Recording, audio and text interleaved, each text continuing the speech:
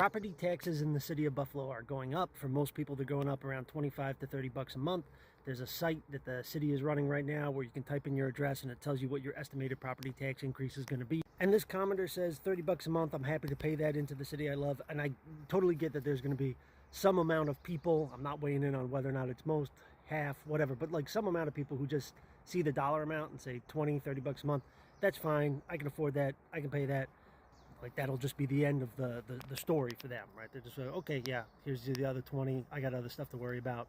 And Ryan's pitch this entire time is, yes, I'm going to raise property taxes, but you are going to see improvements around the city. Potholes are going to get filled. Public pools are going to be opened. Water mains are going to get fixed. Things like that. Like that's at least what he's promising, right? Like that's the gamble he's taking. I'm going to raise the taxes, but people are going to see value in it because we're going to have public infrastructure improvements and people are going to see it, yada, yada, yada. That's what he's hoping for. All that being said, it is also 100% true that there are people who live within the city limits of Buffalo, especially senior citizens, who have their entire bills planned out to the penny. They're just living off of their Social Security check and they spend it down to the penny every month.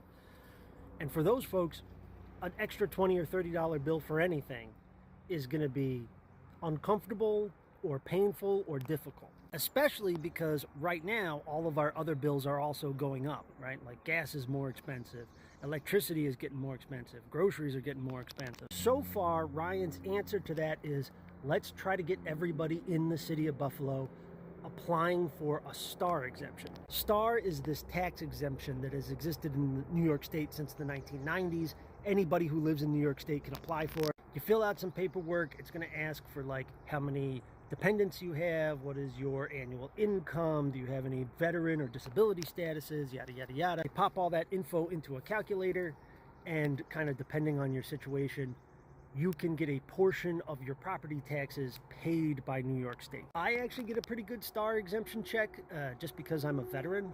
For nothing else besides my veteran status, I get $200 a year from New York State and STAR money. And I get it once a year as like a one-time lump sum check during like tax season, but I think you can opt into getting it paid out in little chunks throughout the year too. I'm not sure about that, but I don't know, like a lot of senior citizens, especially if they have like caseworkers or like working with some sort of like social work organization, like those organizations will have already put those people on STAR, right? So I'm sure that like there's some amount of people who live in this city of Buffalo who aren't claiming their STAR money, but I don't know.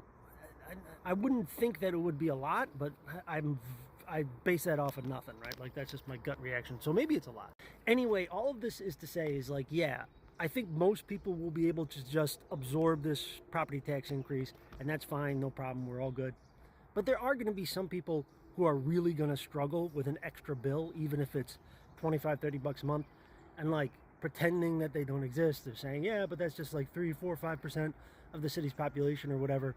That's just ignoring the problem as opposed to like solving it, right? So there are going to have to be real conversations about what are we going to do for those folks who really, really, really cannot absorb this bill comfortably.